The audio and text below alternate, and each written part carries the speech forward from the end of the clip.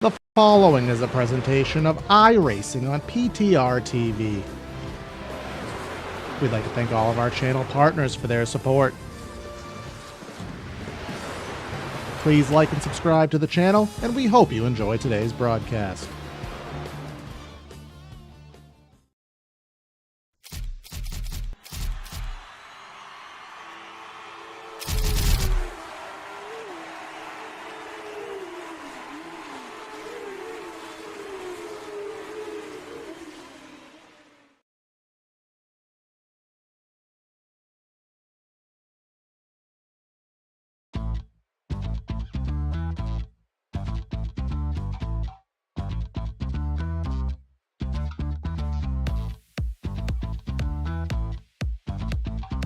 Two races remain in the Florida State Builders Area Pro Series, and we head to the now defunct Auto Club Speedway. Round of 8, race number 2, the conclusion of tonight's race will put us one step closer to crowning a champion, and let's run 200 miles of racing and pencil in that Final Four. Welcome everyone to PTR TV for today's coverage. Again, the area playoffs, round of 8 here for the Florida State Builders Area Pro Series. We'll do 100 laps around the 2-mile track. That's a 200-mile race on our hands here today. Gonna be myself, Corey Silva, in the booth and in the production truck. Hunter Sleppy along with me for all of the commentary. So Hunter, we already have one lock in. That is not a surprise, Mr. Sebastian Marin, but we have 3 other drivers to pencil in for our trip to Charlotte next week. Indeed we do. We got a pair of triple J's, if you will. James Skyley, Jeff Nichols, or Jake Nichols and Jeff Wright. Sorry, I got that confused. But nonetheless, those 3 are currently locked in as, well, I shouldn't say locked in, but they're in the top 4 as of now. Jeff Wright with a 6-point gap over Nate Stewart, and then an 8-point gap over Opplinger. Zach Nichols looking at about a 15-point deficit, and then it'll be a 35-point deficit for Travis Beckner. But the good thing for Beckner is, throughout this week, both Cup and Truck races, the driver sitting 8th in the point standing, so dead last amongst the playoff drivers. They have gone on to win at Auto Club. James Skyley won on Monday. Garrett Conrath won it on fuel mileage on Tuesday. I'm not sure if we're going to get that tonight, but if you're a little superstitious, you know, they say all things come in pair of 3s, and Travis Beckner looking to pull off the upset again, and for the first time ever have 8-seated driver go into the penultimate race and sweep said weekend. Now I just got to open up the can of worms, because anybody who's been on NASCAR social media this week knows that we've had the old Winston Cup versus playoff debate. Obviously the 8th seed guy loves that, but you have to think there must be some inner turmoil amongst those guys, 5th or 6th, to come on, he gets lucky once and he sneaks himself in, but you know, you got to take advantage of the system the way that it's written, Hunter, right? Yeah, I mean, it happened Monday too. Connor Horn, he entered 7th in the Cup standings, and mathematically he would have worked his way in the Championship 4 had James Skyley not won that race.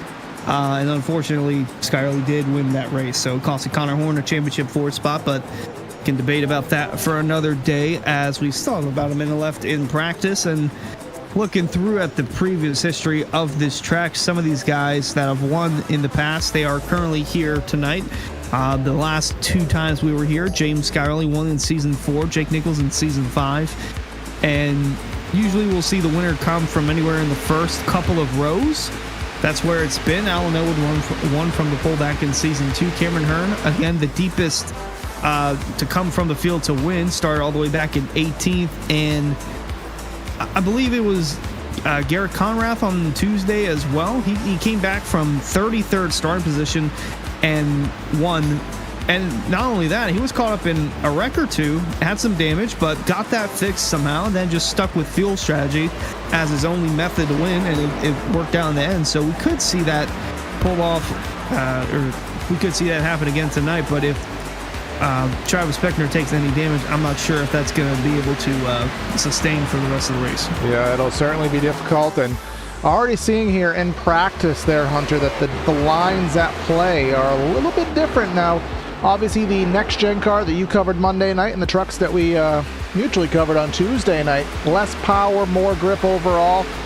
So you saw the bottom become more viable. From what we're seeing in this Xfinity car, more so rim riding. That seems to be what these drivers are doing. Of course, as soon as I say that, they'll go to the bottom, but be interesting to see what these higher, less gripped cars will do and how they'll race differently. Yeah, that's the thing about Auto Club. So these guys don't want to get in a straight line down the straightaways to not lose any sort of draft. And we'll see the snake method throughout the night as well, whether that be on the front stretch or the back stretch. Although the back stretch is going to be a little more tough with the bumps and especially getting into turn 3. But we're going to see them fan out 3 wide, 4 wide, maybe even 5 wide, and could come as early as the first lap of the restart or the first lap of the race. But we have qualifying to settle and determine who will be the pole sitter, and could an open driver actually dethrone any of the remaining playoff contenders? We'll see, because you see drivers such as Liam Sheen here, and when he races, he is always up there. And of all races to kind of sneak a win away at a pivotal point in the season, that'd be pretty painful to lose a championship bid off of a part-timer, if you will, open driver. Nico Servideo into the fence here. Let's take a look. Justin Bolton here. Drivers doing their outlap. Let's take a look at the weather conditions here from virtual Fontana. 122, so a mirror track temp to what we started off on Tuesday night. And being 246, we'll run about two and a quarter hours here today. So that'll go down a little bit. But here you can see on his qualifying lap number 1, Justin Bolton ripping the fence. Auto Club gives you a lot of different opportunities. Interesting to see qualifying up on the wall. Yeah, and it's really crazy looking at Justin Bolton's stats on this season. He's only made 8 starts. This will be his 9th on the season, but in 8 starts, he's gotten 6 top 5s and 7 top 10s. His only finish outside the top 10 was at Talladega, which that can go any way for any driver. But if he ran a full season, I just wonder how much of a factor he would be in this fight, because, like you mentioned, finished 2nd last week at Las Vegas. If Sebastian Marin has a mishap, then Bolton goes to victory lane, steals a win from a playoff driver. We'll see if he can do that tonight, but he'll have to start from behind Jonathan Evans, who currently has the pole. Yeah, thus far anyway, still many to qualify. John Furness here in that number 28 automobile, the Haviland Camaro. Let's see what that musters up.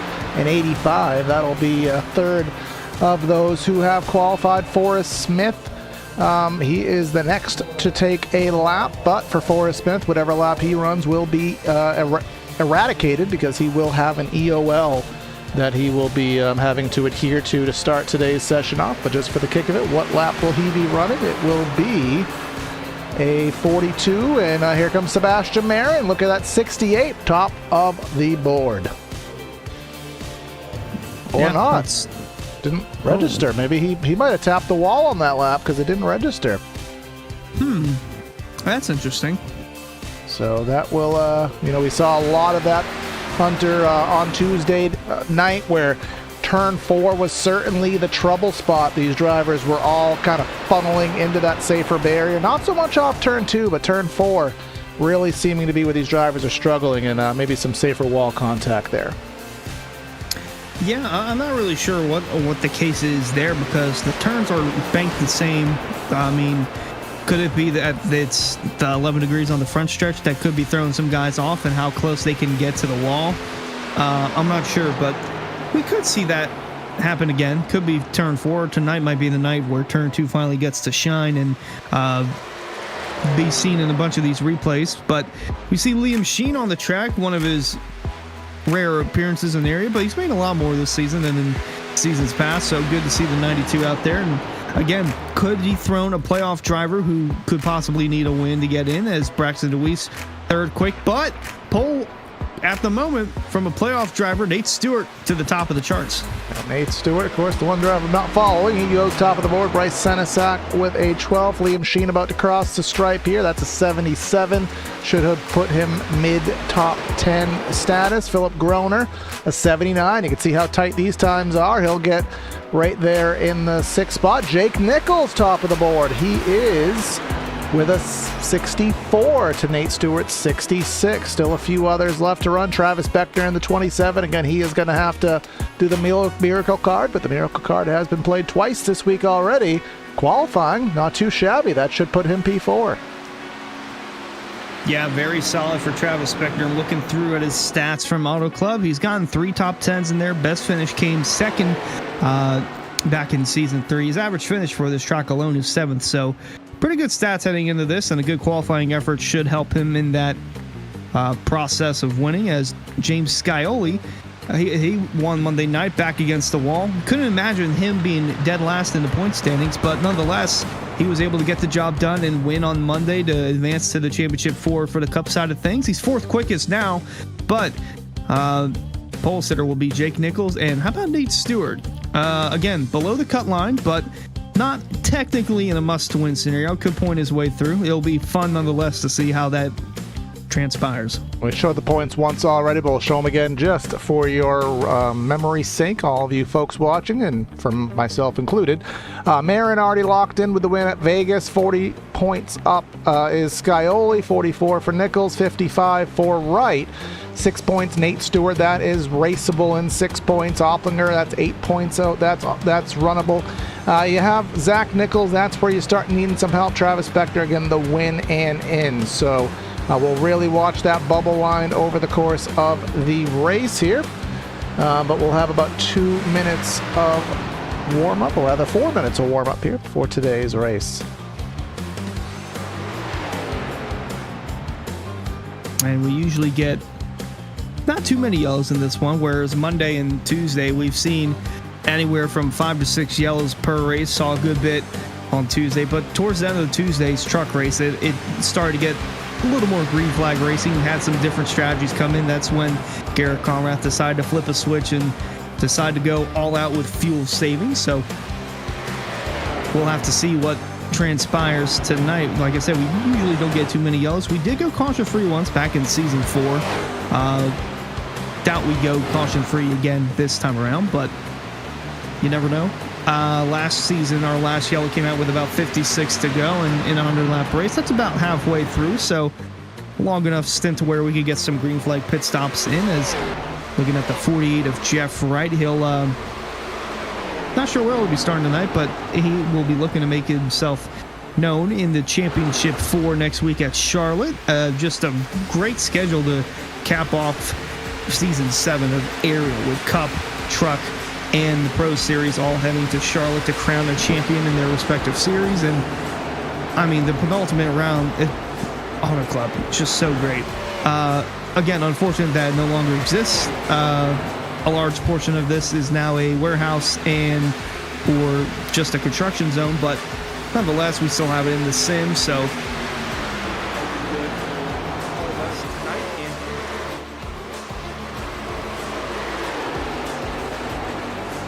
my cat wanted to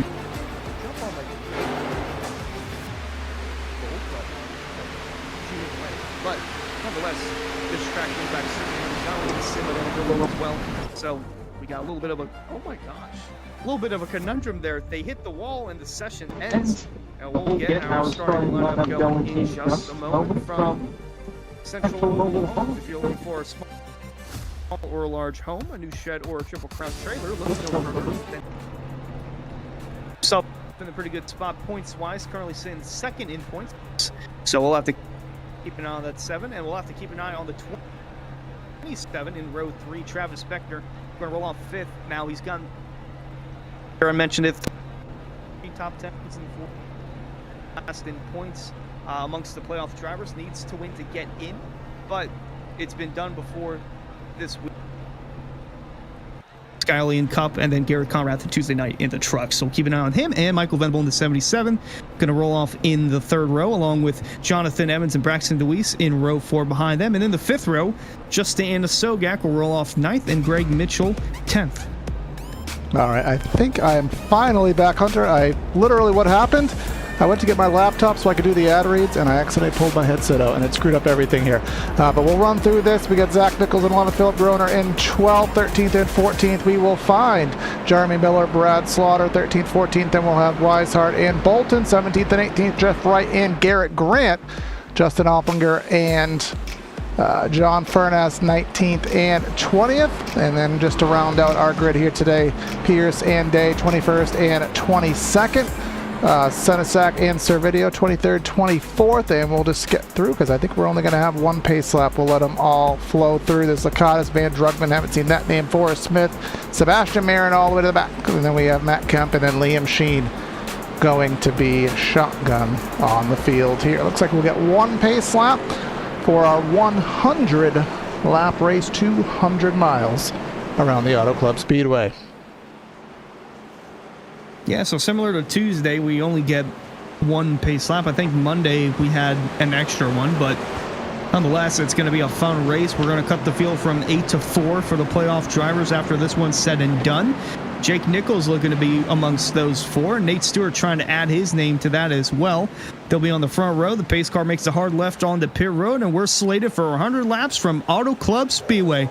Green flag going to be waving, and we're underway from Fontana. Here we come off of the jump here under Barney's green flag waving, and they're already 2 by 2 for a good portion of our race grid here. Entering turn number 1 is Jake Nichols. Nate Stewart to the outside. Travis Beckner, again, he has all of that pressure built up to win today's race, but he'll start off from the 3rd spot, and let's go down the back straightaway, and I bet we'll be fanning out wide here through 3 and 4. To flirt a little bit towards the back, but Travis Beckner wasting no time whatsoever trying to get his way up to the front, looking to take second from Nate Stewart just like that, and they're not venturing too high just yet, still focused on the bottom 2 grooves of the track, but Jake Nichols will come through, lead lap number 1, and the 7 of Skyly looking to the inside of Jonathan Evans for 4th, and for the lead, Beckner going deep into 1. Here comes Travis Beckner with the diver all the way down to the bottom of the racetrack, and he will clear, or will he? Let's find out here. Coming off of the corner, he will clear. Huge push there, probably not intentionally, but didn't have a choice by Jake Nichols. Nate Stewart down to the inside, and not much of an opportunity for Stewart to do anything because Beckner will get right down to that bottom, and everyone seeming to be right on the bottom, and I imagine as the tires wear, we'll start seeing those grooves change around, move up the racetrack. Absolutely, and these two couldn't have scripted it any better, at least for the beginning portion of this event. 2 guys below the cut line needing to have solid nights to get in, especially Beckner. Again, winning, you're in for all these guys, but Beckner, his only way to advance is to win. Nate Stewart, he can point his way in, but if Beckner wins, then Stewart won't advance to the championship 4, and down the back, Stewart's got a strong run. He'll take it to the outside of Beckner heading into 3rd. Here he comes down that back straight. We get door to door, and Nate Stewart really pinching him down quite aggressively here, all the way down, and trying to figure out where the lines are going to be, where the momentum's going to be. No slipstream all the way to the back of the no slipstream to be spoken of here. Everyone is too far back. Look a little bit further back, you can see the 88 Anna Sogak. He's to the outside of Jeremy Miller. Jeremy Miller had a very up and down day on Tuesday, but recovered from it quite nicely. There is Zach Nichols, who most likely is going to have to win this race. He is back there in 11th, but again, don't expect him to stay there. Someone who could certainly drive his way through the field. Looking at him going into turn 3, he's got Jeff Wright, another playoff driver right behind him, and they are touching a lot going through 3. Very close for comfort there if you're the 48 or the 44, and especially behind him as we're looking 3 wide, we're touching on the straightaway. David Weishart's going around, Justin Bolin as well. The caution's going to come out on lap 4. We literally caught that one as it was going in turn 4.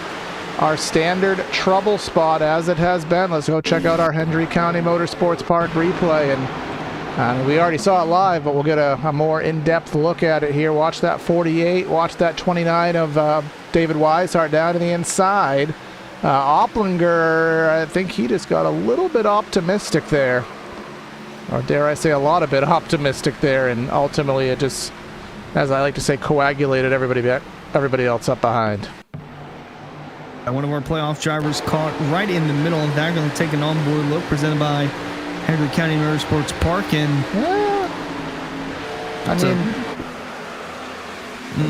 from that angle, I mean, it looked like the gap was there, but we'll obviously see what admin judges it as.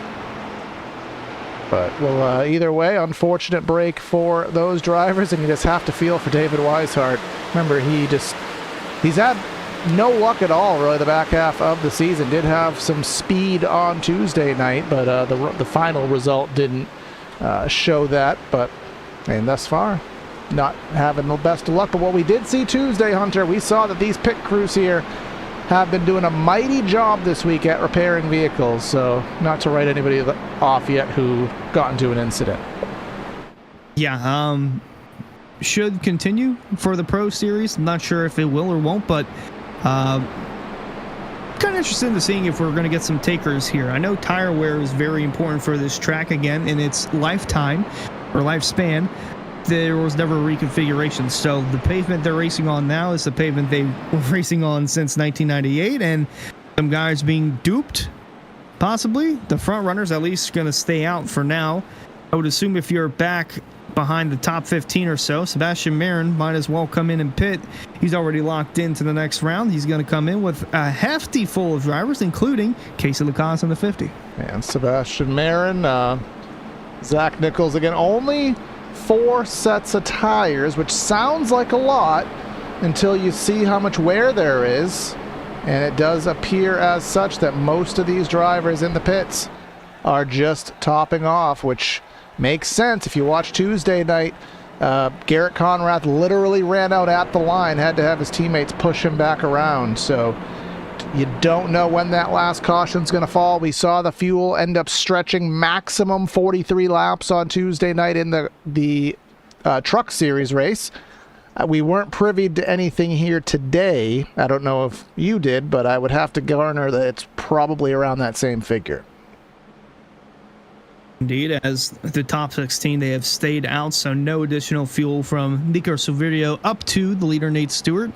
Daniel Day on back, they all came down, and there were a couple that took tires. I think Matt Kemp, Zach Nichols, Alan Fox did. We also, at the start, the 92 of Liam Sheen pulled off, not sure why, being listed as a start in park, and caution's been ruled as a racing incident, so no harm, no foul there, but unfortunate that one of the cars involved was a Hendry County Motorsports Park machine and David Weishart, and racing will return to the Hendry County Motorsports Park on September 20th. Tickets at just $20 for adults, and kids ages 5 and under are free. You can bring the family to the racetrack with a family pack of 4 starting at $25. Come see racing at the southernmost dirt track in America, located in Clewiston, Florida, off US Highway 27. Visit HendryRacing.com for more info, and the flagman of that racetrack, currently going to sit shotgun on the front row. Travis Beckner got the lead early, but Nate Stewart was in front of him at the time of caution. So, nonetheless, back against the wall for Beckner. Again, has to win to advance to the next round. Otherwise, he is still going to race next week, but just not contend for a title. Whereas Nate Stewart, only a handful of points outside the top 4, but a win would definitely punch his ticket to Charlotte for a championship.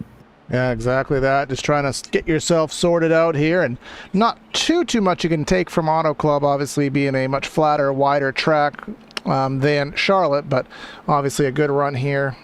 Gets that confidence ready. We won't have a week off. We will be heading straight into it, ending our season for area on July 31st. No inklings as to the next season, but when we find that out, we will, of course, let you know here, but a lot to be said. In the meanwhile, Greg Mitchell, the only one off the lead lap, still in the pits with a significant amount of repairs being done. We'll see if that 2-car gets back into the field. But we got Stewart and Nichols on the front row, and then we have to the outside, and then we have Beckner and Evans to the inside. That'll be second and fourth positions. But let's see what happens here. Pace car has pulled in, and we'll try our first restart, taking lap number 9, heading into that zone. We're going to go late in the box, get that green flag waving, and Nichols didn't get a good jump on that outside row. No, he did not. Kind of hard to judge when it's the first restart, so we'll have to log that into the memory bank. But Nate Stewart, a great launch into turns 1 and 2. He's going to have quite a bit of gap between himself and Beckner for the time being as they go down the back, and we mentioned it before, but we'll see it right here. There's just the bumps in general. It's going to be very treacherous for these guys trying to get low down into turn 3 as Jake Nichols going to go full send to the inside before getting the door slammed shut. And really did that full bananas move into the corner here. That Auto Club haymaker slide job, whatever you want to call it. That wouldn't really qualify in that category, but we'll see that later, especially once the groove moves up the racetrack. First side by side ends up being, I think James, nope, that is, who is that in that bright yellow car? That's Philip Groner to the outside of Mike Venable. That's the first side by side battle, but as soon as I say that, you can see the different lanes at play already. Some drivers running bottom, some drivers running in the middle groove, and some good side-by-side action going on. Here's Jeremy Miller under fire from Braxton DeWeese, who's doing a solid job here today, going for the 5th spot. Had a solid effort in qualifying inside the top 10, and Jeremy Miller, he definitely was a part of the calamity that was Monday and Tuesday, but he showed some good pace, and he's making the most of his pace right now. He's inside the top 5. He's going to be behind Beckner going into turn 1. Before the lead, Jake Nichols below, though, 5 and 8 Stewart. Up looking down and getting a little bit tight on that inside lane. Has to redact the move, pull back into the outside lane, and here comes Jonathan Evans. See that silver shark car. Elite performance. He is trying to have an elite performance here today. Already out of the playoff, but going for the success. And he'll get on in there, and here comes Beckner, maybe losing 2 spots. Jeremy Miller tried to dive it on in there, but Beckner getting a resurgence on corner exit, trying to make something happen off turn 4, and Miller is going to put him 3 abreast. Yeah, Evans going to be stuck in the middle, and Evans is another one that's shown speed this week, but just not been lucky enough to get good finishes for that 26 as, oh my gosh, behind them, I think it was Philip Groner all the way on the outside, really getting up close to the wall. Here he is right there. He's going to be tight on exit with Venable. Wow, really close, but that's as high as I've seen anyone go so far. 3 and 4 tends to be more advantageous on a lower line, so we'll see. Yep, he is going to keep it within those bottom 2 lanes. Never quite understood why, but that's just kind of, you know, the sim, the geometry, whatever it may be. But 1 and 2, you really see drivers using every inch of this Auto Club Speedway service. That's Jeff Wright looking in the middle, but that middle lane will close. Let's see if Groner's going to run that fence one more time. He will. Yeah, I'm not sure what happened in front of them. Braxton DeWeese had a terrible turn 3. I'm not sure if he got too loose or might have clipped the wall, but he's lost a couple of spots since the last time we saw him. Not sure what the mishap was, but he's just trying to stay in the top 10 for now. It's Philip Groner also trying to stay in the top 10. Brad Slaughter the next in line, but now he's got Furnace to the inside and Vange Rugman on his outside. That's a name who, again, we don't talk about because he's only run a few races, and there kisses that turn 4 safer barrier. 27th up to 11th now. Let's pull up on our ticker here, our stints, and you'll be able to see 14 laps. First driver on, well, that's made a pit stop anyways. I don't even want to say fresh tires because I don't think that's a valid. Zach Nichols in the 14th spot. Zach Nichols, let's take a look. That would be valid. Him and Matt Kemp, they've got 14-second pit stops. They're making quick work. So that would give him 3 remaining sets of tires left, and his pit stop being 7 laps to go. I mean, you can do the math. He definitely has enough to make the race, but the strategy call later in the race, that would be his question. But as we saw, we had a bunch of cautions to start Tuesday's race, and right around lap 45-ish, they decided, hey, we're going to figure things out, and we're going to run ourselves pretty clean to the end. So that is, I think, what Zach's going for. As he went high, he went low, trying to dive underneath Groner, diving underneath Drugman there, and trying to drive underneath Jeff Wright, but not enough to do it that time by. Yeah, and Zach Nichols, he's also 15 points outside the cut line, so he's got to try something different at some point, and this could, the early yellow could have been the strategy call that he was looking for, just to come in, pit, get fresh tires, and trying to get some track position early in the going of this restart, and he's doing just that. He's driven up inside the top 10, and he's just went all the way to the bottom of the racetrack. Yeah, I mean, like you said, he's got the fresh tires. 7 laps here at Auto Club is a tangible amount of difference on tires to where you can drive through the field. Jeff Wright, that is the high line right there. We thought that Nichols and Groner were running high. Jeff Wright says, hold my beer, I'm going to run even higher. As some kerfuffling going on a little further back. I think that was Alan Fox. Had to make an evasive maneuver there, but he was just in 14th. Now he's in 6th, and you could see Zach Nichols has the leaders in tow here, quite literally getting a tow from, that's going to be Jonathan Evans in fourth, and he's going to be paddling for the lead by turn 4. Battling for the lead right now. Yep, Nichols down low, Stewart up high. Again, these two swamping spots for the lead. Nichols will have it for the time being, but the momentum on the outside will keep Nate Stewart into it. And right behind them, sitting pretty in third, is the 30 of Jeremy Miller.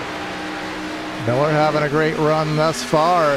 Trying to redeem himself after the run he had on Tuesday that was all over the place, trying to have a cleaner race here today. But Stewart, I thought he was going to make a crossover move. Not so much the case, but the fourth position has the 44 car, and he's trying to break that alliteration there as that's a significant wall contact from Stewart. That's going to cost him a lot of momentum here, but may not cost him a position. Let's see if Miller does a dive here into turn 1. He does not, but winding up the top of the track is the 44. Now he's going to let him go and try to get them both. And right behind him, you see the Taco Bell machine of Matt Kemp. They pitted under that last yellow. One of the only guys to change tires, and it's also making quick work. He's inside the top 10, trying to go around Skyley. But Zach Nichols, no relation to Jake Nichols. They're running 1-2, but he's looking for that lead. And again, 15 points out, but a win would definitely help the 44's chances of making the championship 4. I think it won't be too long before we see Zach Nichols go to the lead.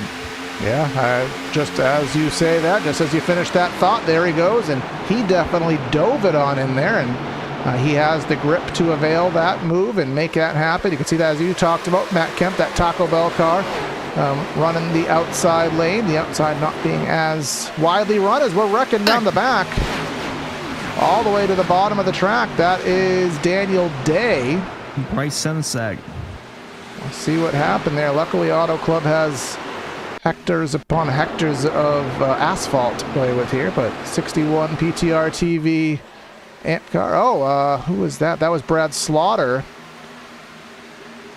That I think caused a reaction to stem. Yeah, he was in the safer barrier, and that just stacked things up. And down the back straightaway, Senesac and Daniel Day. Light contact from both, should be able to carry on with a few seconds of damage to repair at most.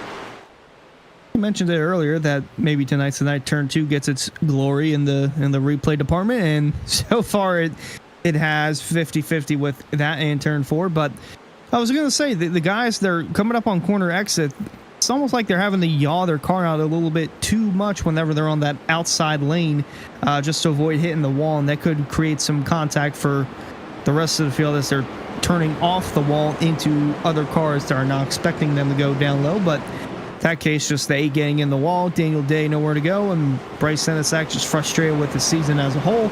And this is where I think we see everyone come down pit road. But then again, the 44 and the 51, they're already down 1 set of tires. Do you ponder pitting and being down 2?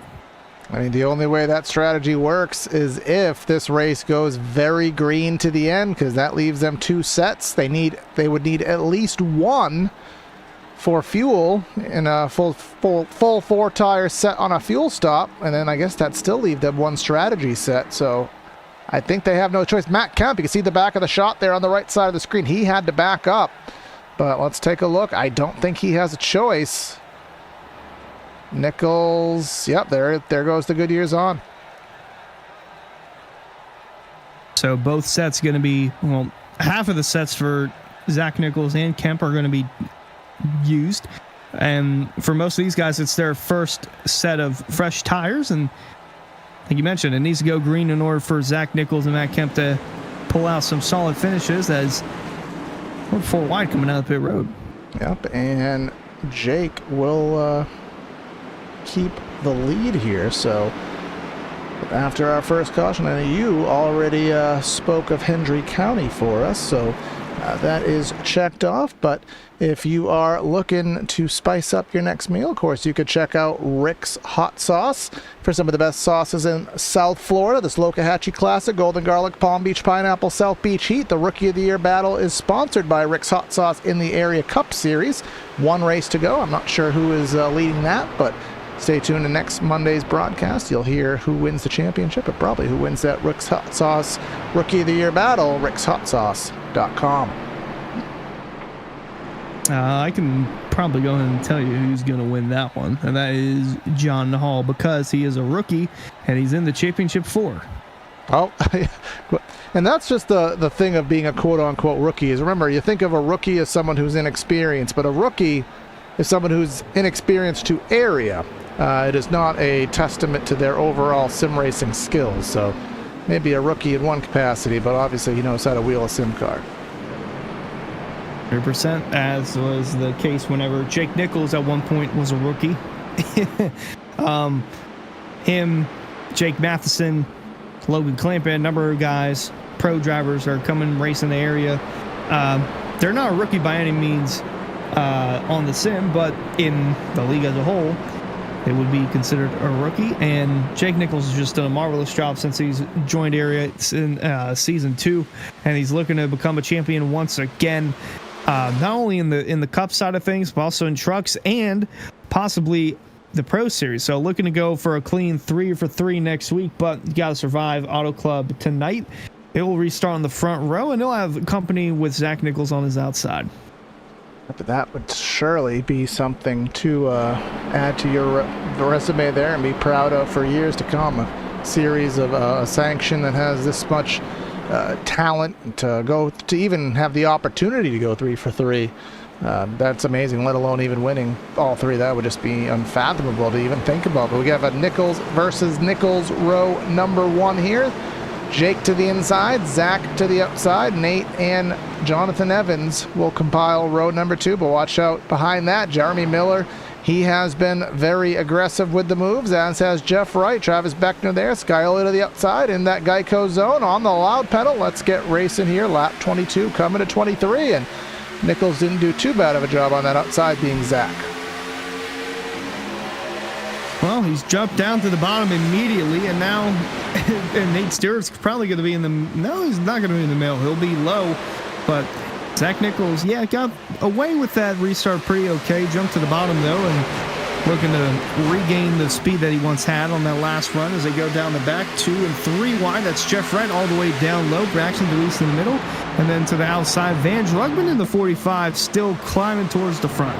Yeah, there we go, 3 abreast here as that 45 of Van Drugman all the way to the outside, puts him 3 wide, and that's going to be Zach Nichols all the way to the bottom of what I think is a 3 abreast situation. It is indeed the case. Jeff Wright trying to figure out where to go. You got Braxton DeWeese, you got Travis Beckner here, but 3 wide at Auto Club, not too big of a deal. Plenty of real estate to use as who is that ripping the fence? That's Sebastian Marin. Remember, he's already locked in. This race is all just about having some fun for him. He's already locked in with his Auto Club, with his Las Vegas win. 14th, trying to get to that top 10. Yeah, him and Matthew Bappe were working in the upper lanes, but Marin was about as close to the wall as you could be, as close to Larson lining it. There's the 71 to the outside of Matt Kemp again. These guys are going for a top 10 spot. They're getting real tight on exit, and here comes the run that the 24 gets through the corner and down the straightaway. Thought he was going to give him a bump, but, you know, on that slightly bend of the D shape, decided to just evade that. But here we come through 1 and 2. As I said, this is where drivers tend to run that outside lane more aggressively, more closer to the wall, and many drivers navigating their way up there, as Jake Nichols is our race leader at the present moment. Jeremy Miller, he is looking for an opportunity underneath Nate Stewart there, entering turn number 3, and just look at that bright pink car all the way completely out of the lane there. We're trying to make a different lane work. There's a lot of side-by-side on the corner exit, and there's the snake method we'll see throughout the night as Nichols goes from top to bottom, back to the outside to get the perfect arc going into turn 1. Jonathan Evans right behind him, and then not too far behind in third, that 45 of Van Drugman. He is making his way towards the front and trying to put those front 2 on notice. A lot of jockeying for position back outside the top 5. He was a skosh faster than the leaders last time. He was in the O's. The leaders were almost in the 42.2, so just about 0.2 faster there as everybody is still fanning out behind. But here comes Evans with a tangible run off of the corner. Evans in the 26, Nichols in the 73. The gap around 1/10 of a second. Let's see if there's a lane shift. Let's see if they both go high, both go low. What will the split be? And it looks like Evans is going to follow Jake right in his track. Now, that's not good for dirty air, but if the grip is allowing of it. And he's going a little lower on corner exit. See 1/10 of a second, and just watch that live gap to shrink ever so slowly to just under a tenth entering 3. Just the amount of bumps that they have to go through down the straightaway, and trying to get a perfect run off turn 4, although this time it won't be enough. However, again, the drafting down the straightaways is what keeps these guys in the hunt, in the contention for the win, and that's what's allowing Evans to get a little bit closer on Jake Nichols before heading into turn 1. Meanwhile, 3 wide behind them, right around the 10th spot. It's Travis Beckner, Sebastian Mir, and Matthew Bappy all running outside the top 10. And Beckner, he's been climbing downwards ever since the initial start of this race. Yeah, remember he started in the top 5, now down to the 14th spot. And, I mean, is it a matter of trying to save? Is there some long-term strategy of doing numbers and figuring out, fuel numbers, which I can't imagine at this juncture? I saw some smoke. I don't see any end result of it. I'm almost positive I saw smoke. Maybe I'm seeing things here, but either way, some solid racing going on. Still going 3 wide. Here comes Scioli throwing his hat in the ring to the bottom, 3 wide. Marin in the middle. Zach Nichols to the top. That 7 car trying to get spicy here and make something happen. Ooh. There was a car that almost got in the wall there. I think that was Opplinger in the 55, so, yes. And he was caught up in the wreck on lap 4, lap 5, and he's quickly worked back to where he was in the 55 machine, right around the 13th position. He's up to 12th right now. He's going to give the 48 a bit of a bump down the straightaway. And again, the jockey for position, the left, the right's being made. And for third, it's Jeremy Miller on the outside of Van Drugman going into 1. Van Drugman in that 45, he started all the way in the back. And, at this point, it's not a tire strat game. At this point, he is on equal footing to everybody around him. So this is just purely on pace. But the question that I would have is he using too much too early? But I guess let's pause that thought, because we have a change for the lead. Evans got to run around the outside. And he is going to make that pass, and lead change coming to lap 31. Jonathan Evans. Yeah, and he's shown speed all week, just hasn't been getting the finishes to show for it, but running up front right now. He's got pretty good speed, and again, third up for grabs. And there's Matt Kemp all the way up near the upper groove. He's currently in the 4th groove, I believe, but he is making quick work, trying to clear himself from Zach Nichols and Sebastian Marin, and just like that, Matt Kemp is 1 spot away from reaching the top 5. Look at the run he got. He executed that top lane quite favorably, and drivers look in the mirrors. Some of them have spotters. They're telling them, all right, outer grooves are starting to work. You can see a slight darkening of the lane up here on Auto Club, the dynamic grooves and stuff playing from iRacing. So as that groove heats up, as that groove rubbers in, you start finding more advantage to changing your lane. But here we go back up front. Jake said, I lost the lead, but let me get back on the saddle. Let me take it back. He does just that. But Evans, will he get a run to make a comeback charge, a crossover move? He will not. But all the while, that has pulled Jeremy Miller into the front to make this a 3-car battle. Yeah, having a pretty solid run tonight for the 30, and almost got hit by Van Drugman going into turn 3, but yeah, very solid top 5 showing so far for the number 30. But Van Drugman with a strong run to the outside. He's going to try and cut low, but he'll just follow the tire tracks as the first 7 cars do. Got to go back to Zach Nichols and Jeff Wright duking it out for position before heading into turn 1. But they go into turn 1, and you can see that dark lane, and out of that lane, who is that blue car all the way to the back there? I think that's Senesac, that all the way to the rear of the field. Just trying some different lanes up, getting some clean air on the nose. But dare I say, Hunter, we saw it on Tuesday night that there's a certain point in the run where you start to kind of figure out that, all right, looks like this might go a little green. I think we're starting to get some inklings of that, but Jeff Wright might be trying to change it. Trying to do just that. He's going 3 wide, and whoa, and what? They Block heard from me. Nate Stewart. Whoa, they're almost in the wall, just about. Nate Stewart, Zach Nichols going door to door, and well, they were door to door. They're bumper to bumper now. All happening behind Matt Kemp. I think they heard me say, "All right, this race go green. No, let's get spicy. Let's make some aggressive moves, and hopefully not change that. We want to see this race go as green as possible." You know, that Formula One style race with all the strategies at play and the comers and goers and the chasers and the chasees and all that stuff was super fun to watch. I don't know if my brain and heart could take it one more time, but if that's what happens, that's what happens. But Travis Beckner, and you talked about him dropping back 13th position, and he's losing spots, not showing the aggressor. He is, I think, getting passed to the outside by a few drivers. That's Garrett Grant in that 5. He had a few incidents on Tuesday night. Braxton DeWeese was top 5, and he is starting to fall back as I think that was Batby kissing the fence. Yeah, not too many people know about the 5 of Garrett Grant. He's one of those who he'll preserve his tires early in the going, and towards the later parts of the run, I think this is the longest run we've had so far, just about.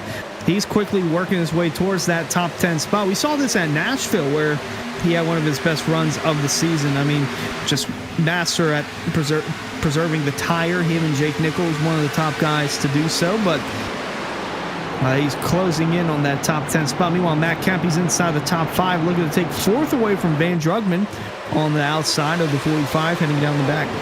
Yeah, I feel as though Van Drugman was going to get himself a little bit too much of a run early in the run, and I think he overused the tires. Jeremy Miller, as soon as we went on board with him, he kissed that turn 2 wall. As you said, maybe turn 2 is getting its revenge here and saying, nope, I'm going to be the toughest turn here on this Auto Club Speedway, but he seems to be carrying on just fine. Kemp up to 4th and using that high lane. Obviously, his tires have not been used up yet, but here comes Sebastian Marin trying to get himself situated up front. Looking to the outside of Jeff Wright, winding up, running the fence. That is as high as we've seen anybody all race. Now that is Larson lining it. That is what the 24 Marin is doing. So he's going to have a nice run down the back. And Jeff Wright almost was a victim of that block. Made a business decision there, as the 24 is going to steamroll past him into throw. Well, I shouldn't say steamroll. He's going to have a run to the inside, but he'll keep the freight train rolling up top.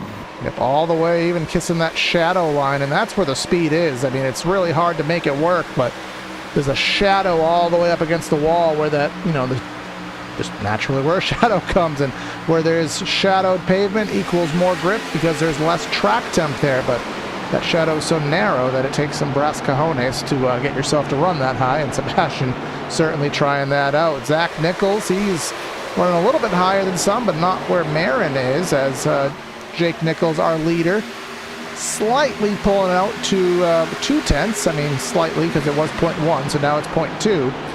But here comes Zach underneath Van Drugman. That's going to be 5th, and Zach trying to run that white line to close in on Kemp as well.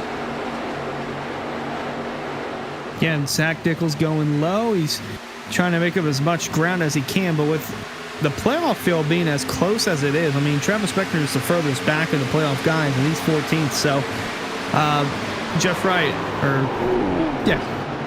gosh.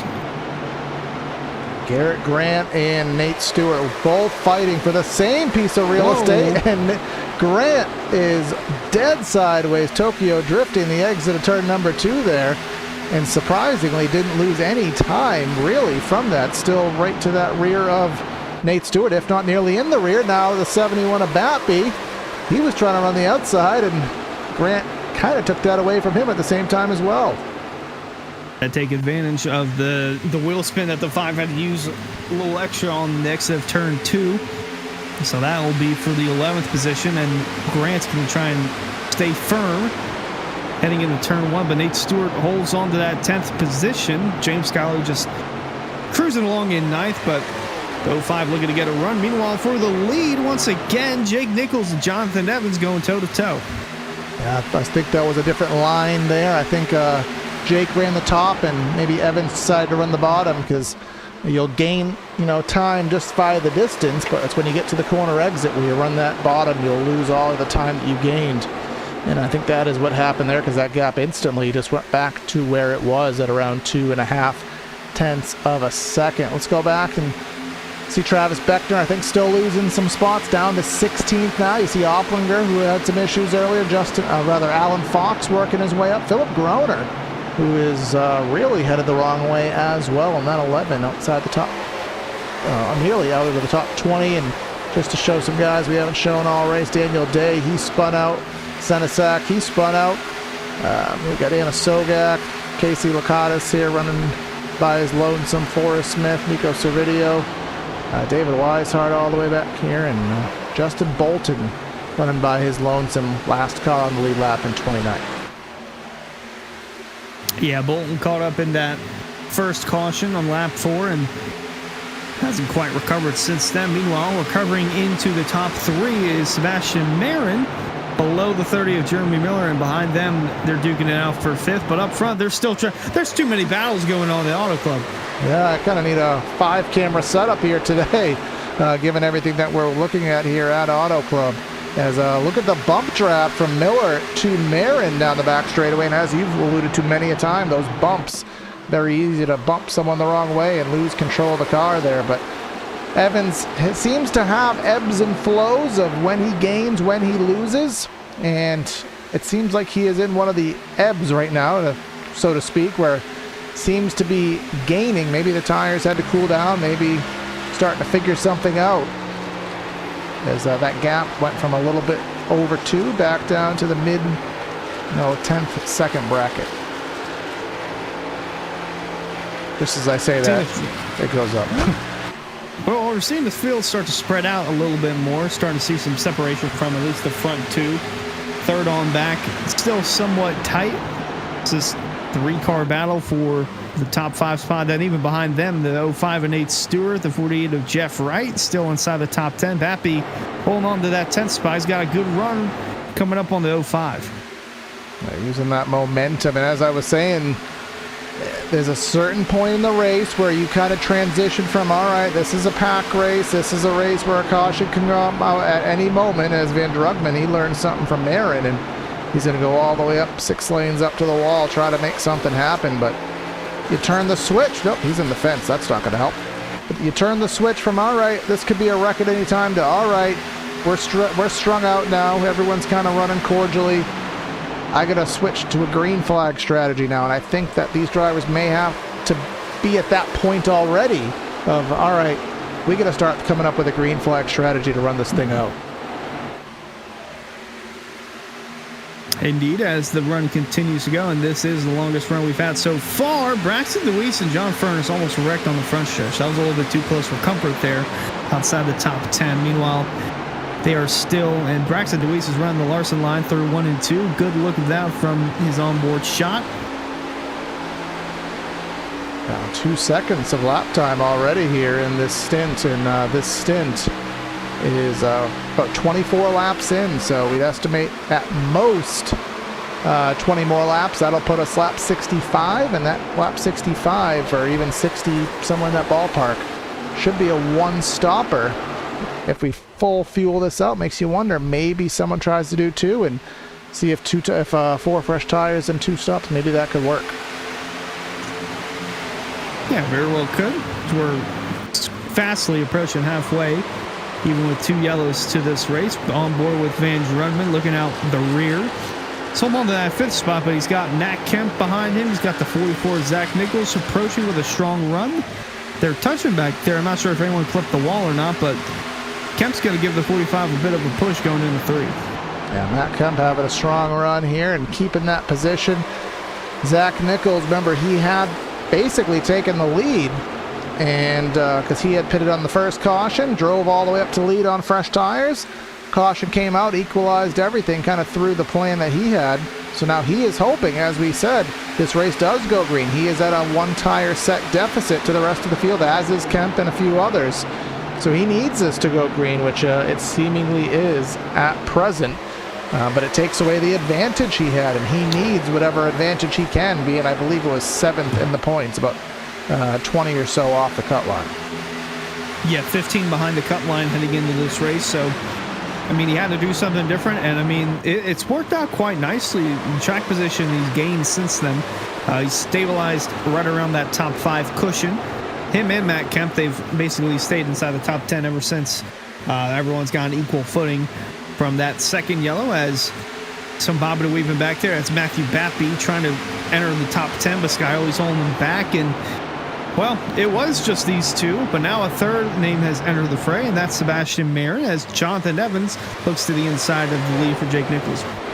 Now battle for the lead here, and we got to appreciate our YouTube chat, of course, Lucky Duck Motorsports, and we got our pal Bryson here saying, and he's putting his dollars where they speak, that Jeff Wright will transfer in. Jeff Wright, 9th spot right now, and he was right on the cut line coming into today's race, so he could spare a few position loss, but not too much. And thus far, I think it would be a transfer in for Jeff Wright, but we have just over 100 miles to sort things out here. There goes Zach Nichols all the way to the top of the racetrack, trying to get by the 45, who certainly has, I think, used his stuff up and is starting to go the wrong way here. But here we go with the battle for the lead again. Evans to the inside, but so hard to keep the momentum built up there. Falls back in before Marin can pounce.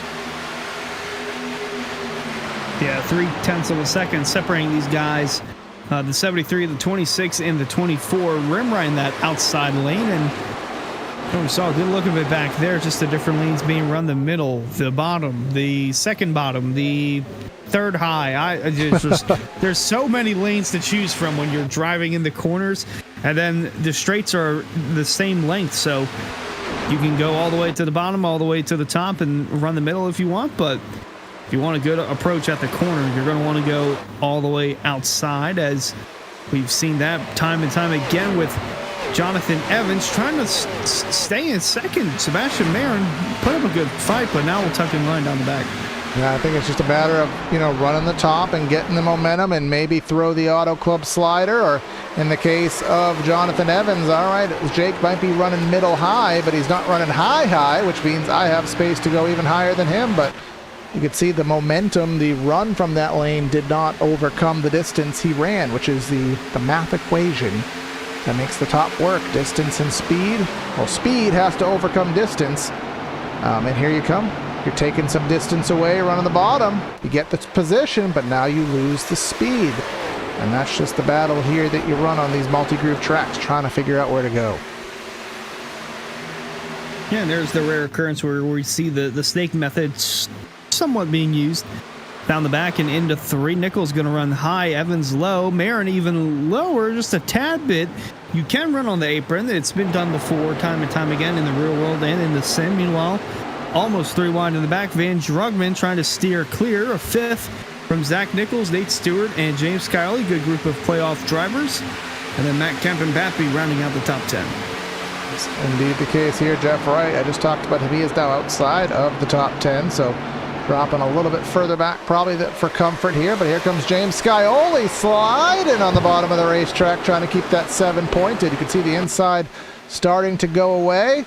Nate Stewart, he's going to put himself on the bottom of the track. Scioli in the middle, Nichols to the top of the racetrack.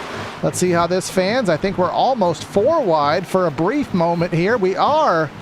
I'm going to call it 4 wide, even though it technically wasn't. Van Drugman against the outside wall, and let's go 3 abreast here, cross and start finish for 6th. And meanwhile, we've crossed halfway through tonight's race at Auto Club, and we're over 30 laps in on our current stint. Lap times have fallen off 1.7 to anywhere north of 2 seconds, depending on where you look at in the field. And looking at Zach Nichols right now here tonight, 15 points outside the championship 4 cutoff, and he'll take a swerve. Ready, lows, he spins. He had to look to the inside. He was not clear. We saw that happen Tuesday night as he hits the wall, and any chance he had of making the championship 4 is done. Well, we'll take a look at a replay. We got clipped on that the other day, Hunter. You know how that one went, but let's see how the replay went. Drugman into the wall. Oh, yeah, Nichols saw the run, and he went for it, and we saw that exact thing happen. I can't remember who it was, but cleared himself to no avail. And because of where he spun and how the algorithms work, Barney the flagman is not going to throw a caution. You can see there's some kind of suspension damage. He is wiggling and wobbling, but not in an advantageous way. Yeah, that's unfortunately going to take him out of any contention whatsoever to advance to the championship 4. We're past halfway. You're going to need a yellow now, and by the grace of God, some sort of magic luck that we've had all week long with damage repair on these race cars, as the battle for second will continue on. Sebastian Marin, he's already locked into the championship 4 with his win from Las Vegas, running in the 3rd spot. Second is Jonathan Evans, that pretty solid speed, and then up front, that purple 73 of Jake Nichols steering clear. He's led the most laps so far. He has. Jake Nichols, what is the number? Let's find out together. 35 of the 55 laps, and Marin will finally clear Evans. I think Evans may have got a bad run off of 2 and just kind of retorted and let him go. So move Marin to second, a half second off the lead. And in terms of the stint length, you talked about it, but we're 34 laps in, so the window, I think these guys want to get to 60 if they can. That'll be the number to hit. Evans trying to make a stab back at it, but Marin has the top wound on up. And other drivers worth mentioning, Travis Beckner. Remember, he needed the miracle card as well. He is in 19th. Nate Stewart back to 20th. He was just kind of the innocent bystander in that incident with Nichols. Indeed, and Stewart, poor Nate Stewart, he entered just a handful of points outside the cutoff, so him being that far back not going to work in his favor, as Matt Kemp and John Furness haven't mentioned too much about the 28 car tonight. They'll duke it out for the 8th position, and then right behind them, the top 10 spot currently heating up. Garrett Grant's taking that away from Jeff Wright, and looking to keep it that way. Jeff Wright, another playoff contender that we're keeping an eye out for. He currently entered +6 above the cut line as the final entry for the championship 4. James Scioli was second in points. He's running inside the top 5. Jake Nichols was 3rd in points, and he's currently leading. But Jeff Wright needing to just stay out of trouble and have a good enough points gap to where he can advance to the championship 4. Meanwhile, we're looking at Travis Beckner. He started out pretty good.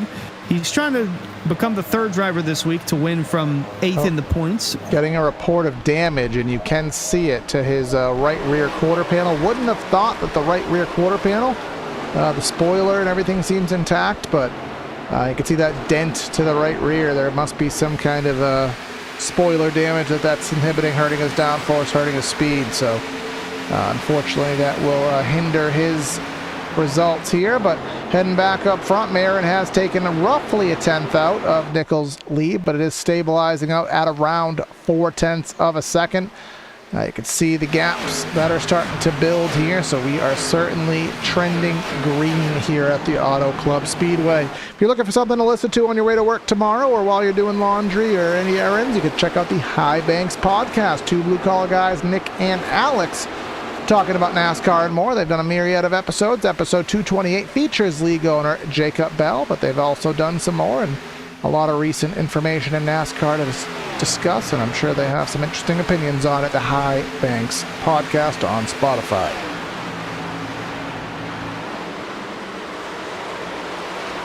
There is the 48 of Jeff Wright. He is currently going backwards. He got passed by Opplinger, and now he's getting passed by Philip Groner. He's fallen down to 13th, and I think Opplinger is the one that we haven't really talked about as far as playoff drivers concerned. He was caught up in that caution early in going on lap 4. He entered tonight only 8 points outside the cut line, and with Nate Stewart being as far back as he is, and Jeff Wright, the driver he's chasing, currently behind and fading, could be good for the 55. We're getting towards the last half of this race, being close to over.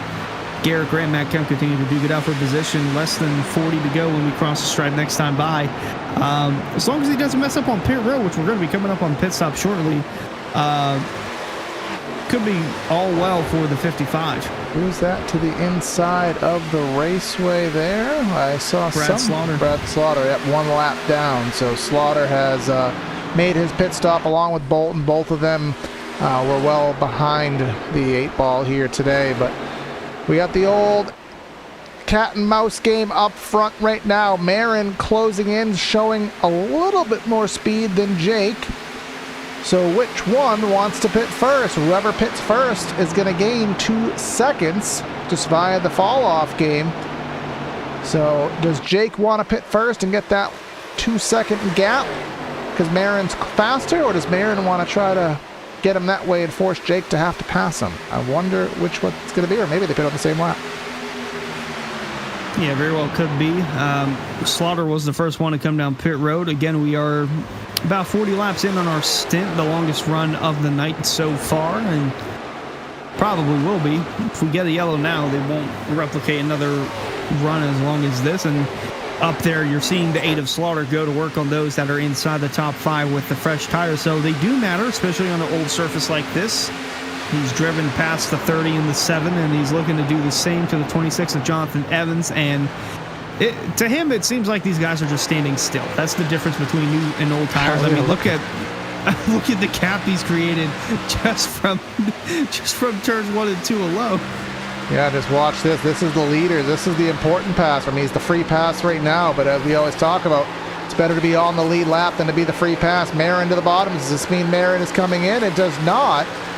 He was just trying something different, gained a little bit of time, but he'll lose it just off of the net loss of momentum. But Slaughter, he should be back on the lead lap by, I'd say, the center of 1 and 2 here. Nichols knows it. He's going to give him the bottom. And look at Brad Slaughter. Again, just, it's as if everybody else is in second gear and you're the only one in fourth. Garrett Grant's also come down pit road, so again, these guys are starting to take notice of the lap times that the 5 or that the 8's running. The 5 took notice. I believe that's Ben Pierce that's taken notice as well. Marin down to the bottom. Now, is this just running a line? I mean, it's kind of a bait and switch game too. He's going to run the bottom, but that would make it harder for Nichols to know if he was actually going to come into the pits. We'll check our turn 4 exit cam here. Usually it shows us who hits the wall, but it'll also show us who's peeling in, and that is, I think it was Beckner. Indeed it is. Now he can't afford to do any damage repair. That's David Weishart, woohoo, with the slide job in there, but gets it woed up. So one thing you don't want to do, especially during green flag conditions, is either speed on pit road or lose control of your car and wreck, and sliding the pit box. We've already seen that throughout the course of this week and even in tonight's event. It's the 30 of Miller, the 26 of Evans. Evans is on the trail backwards. He's trying to hold on to that top 5, and the 30. Well, he's coming down pit road. Yep.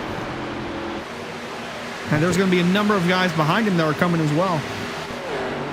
Up there, you can see a few drivers heading on into pit road here. That's Matt Kemp, and I think that is Senesac. I can't see through the reflection, but I think that may be Van Drugman. Yeah, there it is. So pit stops becoming a plenty here. What lap are we on in our stint? I want to say we're past 40. We are on 44. So every lap that goes out, that means a shorter final stint. That means you can drive harder. No worry about fuel.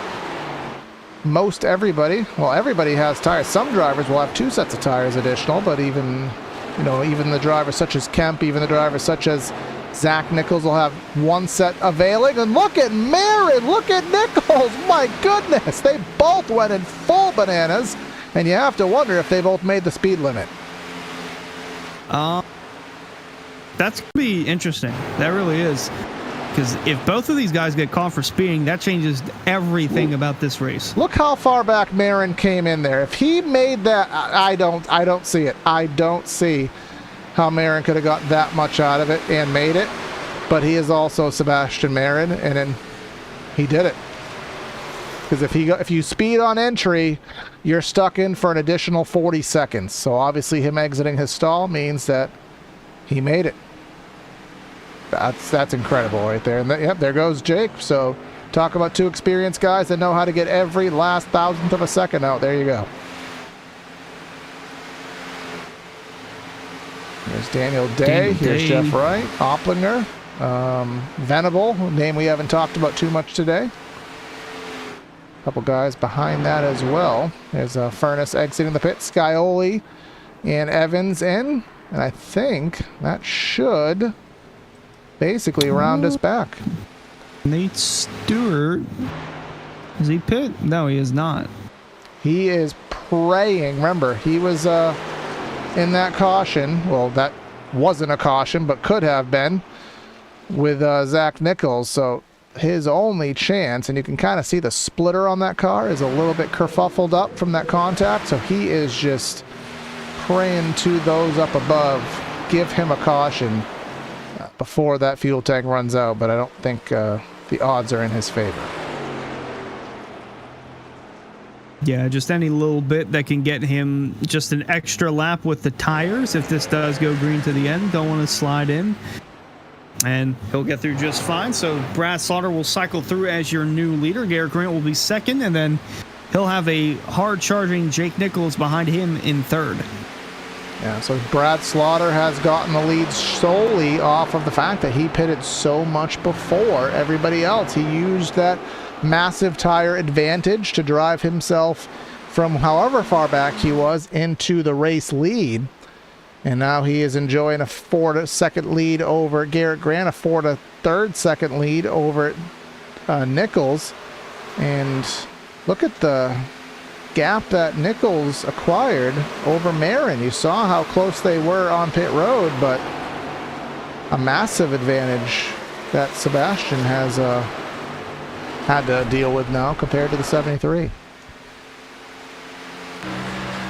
Yeah, I'm looking through, and boy, this running order has changed a lot. I mean, Nate Stewart's down there, Zach Nichols down there. Travis Beckner's still 10th, but he's the third highest playoff driver. Scioli is running in, well, they're just swapping positions now, but 27's still up here. Jeff Wright's down in 21st. It's going to be very close to seeing if the 27, well, no, never mind. He needs a win to get in. But with Jeff Wright, it'll be close to see if he can make in on points as Nichols goes by Grayton for second. Yeah, we'll see what happens there. David Weishart, Anna Sogak, Alan Fox here on the racetrack. Race certainly has been entertaining, and if you need some life in your party this summer, you can check out Elite Entertainment from Boiling Springs, South Carolina. They provide high-quality band production to entertain at any location, karaoke, singo, and more. Visit the link tree in the description for more info. That is Elite Entertainment. Matt Kemp has been Elite Entertainment here today because he has been ripping that outside like a boss. 9th spot, going to have a huge amount of momentum, and is he going to give it as a bump draft? He is, as they both try to close in on John Furnace there in that number 28 car in that 7th position. But look at up front, Brad Slaughter, that lead to Nichols was about 4 6/10 seconds. Already lost 2 seconds of that in about 4 laps. Yeah, that's how much tire wear matters. Just 7 laps the difference between Slaughter and Jake Nichols, but it's showing on the timesheet and on the leaderboard as well. The gap's dwindling. Meanwhile, the 7 of Scioli, he's holding it stable in 9th as Kemp and Evans are going to do battle behind him for 10th, and Matt Kemp will just settle in line before going into 3. But Evans will look low. Evans will look low, and he will look to the inside of Kemp. Matthew Batby is, if you want to say holding these guys up, can't quite tell, but Scioli really trying to hold on in that inside lane. Easiest to make that inside lane work early. Kemp with the push to Evans down the D-shaped oval here, and that caused Evans to get a little bit squirrely. Not something that you want to deal with here, but he had to nonetheless. Justin Opplinger underneath Anna Sogak, and that is for the 14th spot. Jeremy Miller has gotten into 13th. And just looking through here, and as things looking pretty slick here, speaking of looking pretty slick, you could check out shop.areairacing.com. Shop.areairacing.com. High quality merch at low prices. Over 100 selection of t-shirts, hats, champion clothing, and other area accessories. Easy to shop, quicker to ship, better to wear. Shop.areairacing.com. Get your merch before the 2025 season comes to an end. But this is the battle on the track worth watching. 7th through about 12th here in one shot. Yeah, this is it's quite the gap of, well, I shouldn't say gap, but quite the group of cars that we have. 7, the 71, 26, 28, and 11. Well, 51. 7 through 11.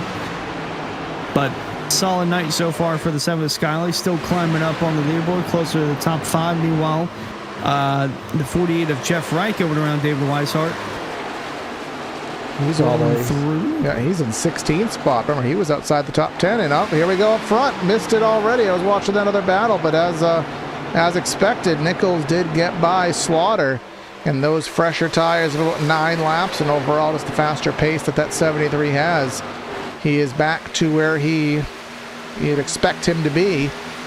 Miller is in third, closing in on Slaughter at a rapid pace of about 1 second a lap. Marin, again, we don't quite know why Marin lost so much time comparatively, but yeah, he is 2 seconds off of the 73's pace right now.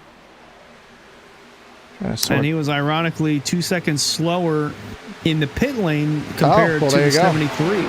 So it's a 15-second stop to 14.4. So that equates to, you know what it is, and I'm thinking of it right now. The pit lane speed is calculated not on raw speed, you're 56 and you're over. It's calculated on averages. So when you are hitting that cone way too fast, you have to slow down a ton to even that pit lane segment out. I have to wonder if Marin had to slow down so much to evade that penalty that it cost him on the racetrack. Yeah, we'll see as they're swapping positions for second, and yeah, not too far behind, we'll see that 24 of Marin close into frame. And towards the end of the longer run, we saw how fast he was compared to the 73 of Jake Nichols. So if he can make easy work of the 8 and the 30, could be set up for a pretty decent finish. Yeah, potentially, he still has to gain 2 seconds and pass that number 30, who is not an easy car to pass. Nate Stewart there, obviously he was in that issue and just not gonna get the benefit of a caution flag to facilitate him getting back into the mix of it. But luckily, if you want to say that, he is the lucky dog if a caution is to come out. Here's Opplinger in that 55 and Beckner, two drivers whose championship odds are not favorable at the moment, but in the words of Kevin Garnett, anything is possible. We got clipped twice by our area drivers on Tuesday when we said absolutely no chance that Garrett Conrath transfers. It would take a crazy situation of scenarios to come into play for Garrett to win, and he won.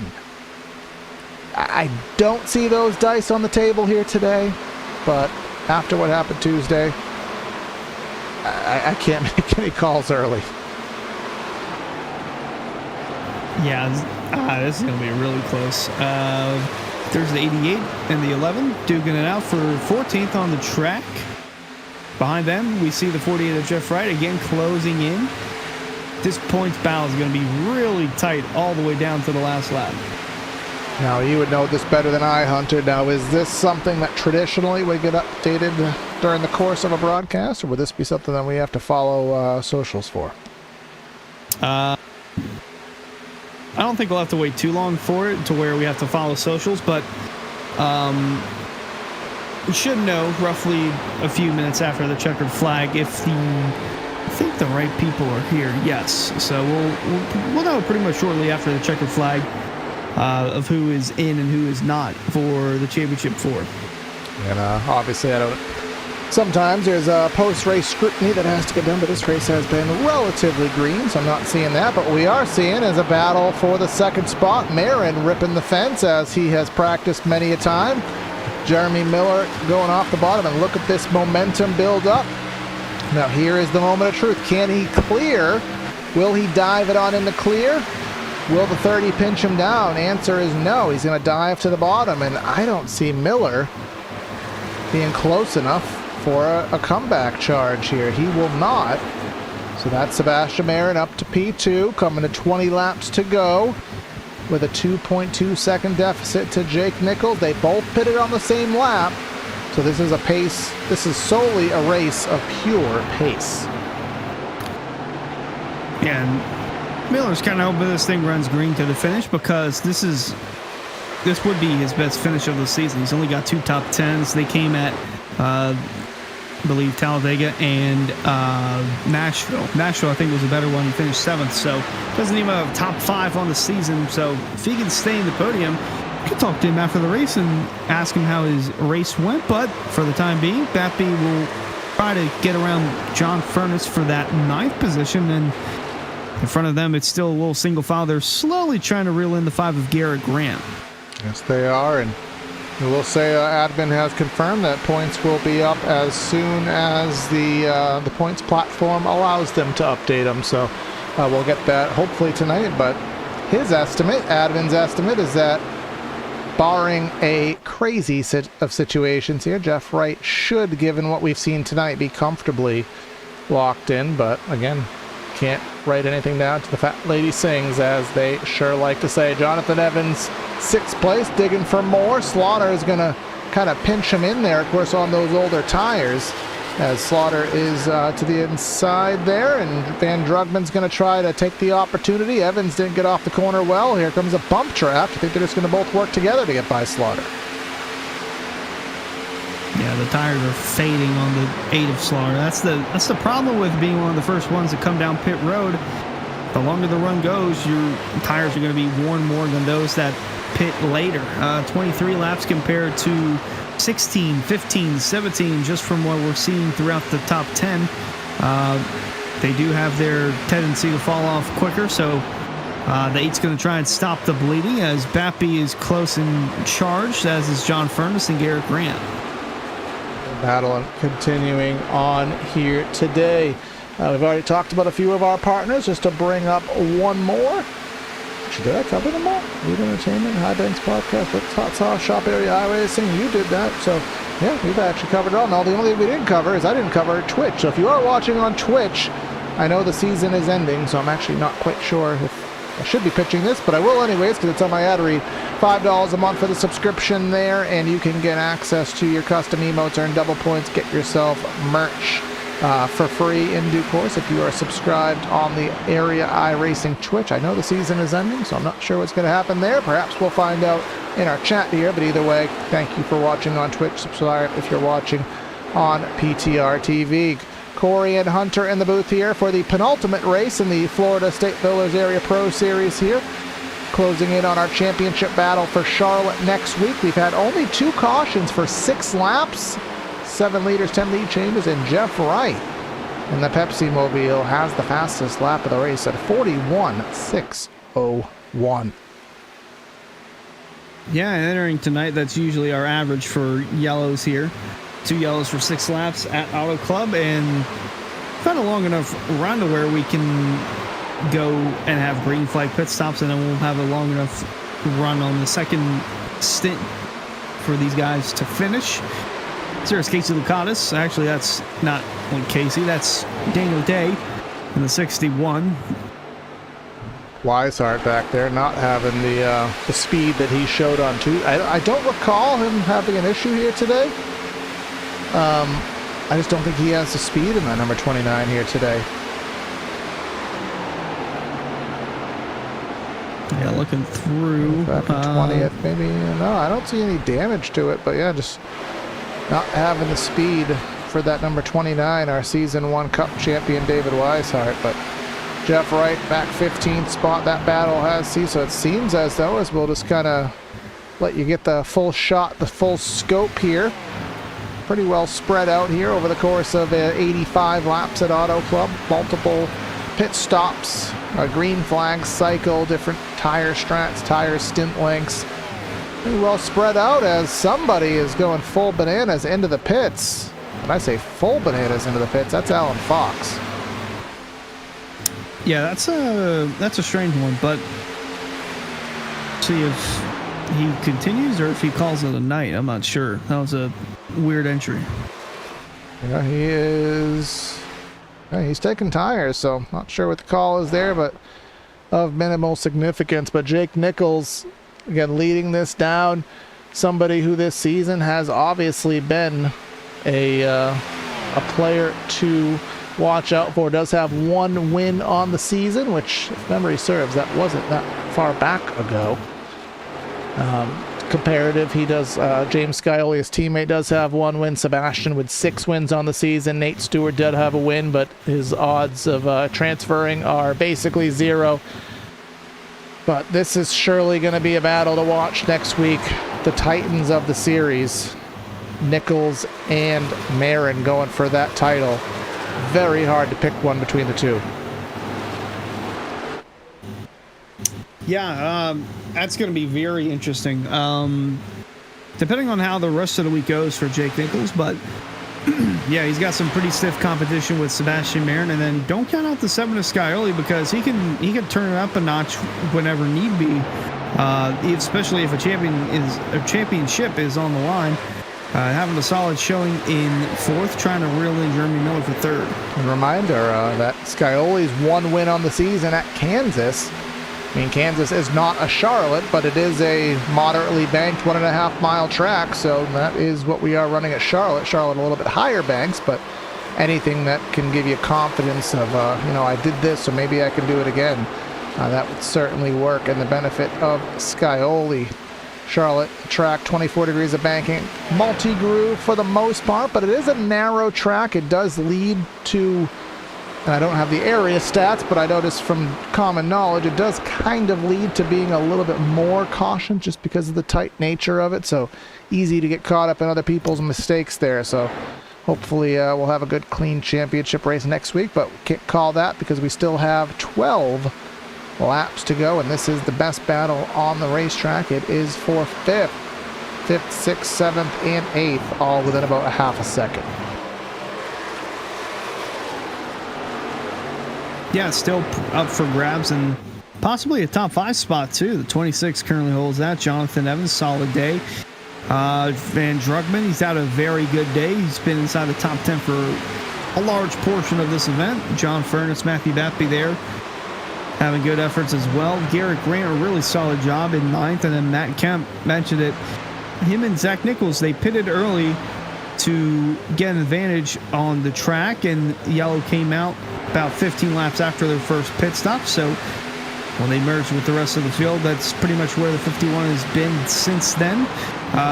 Zach Nichols, he had good pace, but was caught up in some shenanigans of his own doing where he had a massive runoff turn 2, came across the nose of Nate Stewart, spun and wrecked, but it did not bring out a yellow. So an unfortunate way for your championship hopes to go up in smoke. And 27 of Beckner, he's had some damage on the right rear. Not sure how that occurred, but he was a very long shot to win today. And the damage is still there, as you can see, going into turn 1. He was a long shot, entered dead last in points, too far back points-wise to mathematically work his way in, so the only way to do so was with the win. He's very tight right now with the 09 of Senesac and Daniel Day. And we almost saw a replay of what happened to Zach Nichols there, but yeah, it's been a rough go for the 27th. Just looking to finish this one out, and you know what? We might as well take a replay at it, Corey. Yeah, we got some time to play with here. Let's take a look here at our Hendry County replay, and I mean, from that angle, it didn't look like he hit the wall, but the other angle did look like it. But yeah, he threaded the needle there, but he threaded the needle with success, which is not what we saw earlier. But obviously didn't bring out the caution flag. Now we are in single digits lap remaining here, and that was Matthew Bappy having some temporary connectivity issues. The worst time to have that is obviously later in the race. But looking up the gaps up front, it was roughly 2 seconds when I remember watching it, and it still is 2 seconds. It dips down. Let's take a look at the lines, because it dips down to 1.8, goes back to 2.1. And it looks like Nichols running the top and Marin running the tippity top. That gap goes down 1.7. And then here it comes on corner exit once Nichols gets the wind up, but she must be getting a better wind up off the corner than Sebastian is. Goes right back to right about 2 seconds on average. Yeah, just too much ground for Marin to make up in that short of a time frame. Unless something does happen where yellow comes out, this one's pretty much all said and done. As we're taking a look at a long shot here, there's the 73, the 24. And Jeremy Miller still holding on to 3rd with about 7 laps remaining. Jeremy Miller breaking the playoff podium, so to speak, and that's Marin in the wall there, I believe. At least it looked it. If he didn't hit the wall, he missed it by a 1/4 of an inch at most. No, he hit it. Hendry County replay. Take a look at it here. That number 24 is going for everything he can.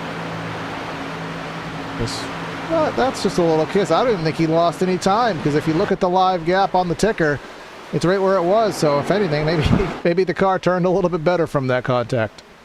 Yeah, one of those rare occurrences where hitting the wall actually makes the car better. I've seen it happen a time or two before, where I think this was years ago in the Xfinity race back in 2013 in Atlanta.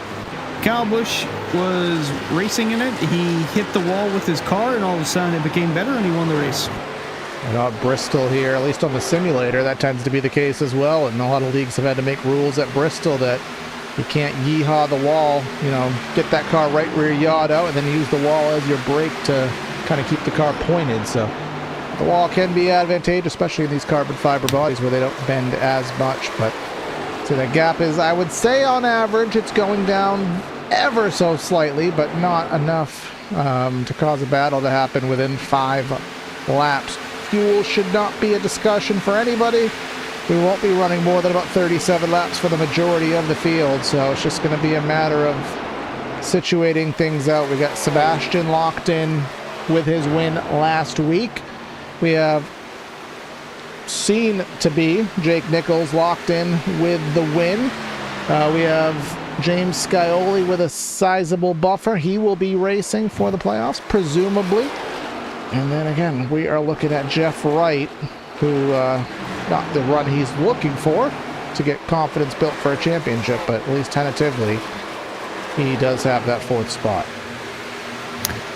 It's going to be real close between him and Opplinger. Opplinger entered 8 points below the cut line. Jeff Wright had a 6-point advantage above the cut line, and so far, Nate Stewart has not had the night. Neither has Zach Nichols or Travis Spector. So it's going to be down between Jeff Wright or Justin Opplinger for the moment as the 4th and final entry into the Championship 4. Now, it's all depending on where these guys finish. It's going to be real close, but I think Jeff Wright may have it by just a couple points over the 55 as we're speaking. 1, 2, 3, 4, 5. Yeah, 5 spots, and he would need at least probably 9, I think, for Opplinger to be able to get it. And 7.5 seconds off the lead for Opplinger, and the next spots would be 2 point some odd seconds ahead of him, but he also has Grant and Kemp within close proximity of that 55, so that would surely not help causes out, but just going a little bit further up just to find some live battles for position. Van Druppen will do one of the better runs he has participated in this season.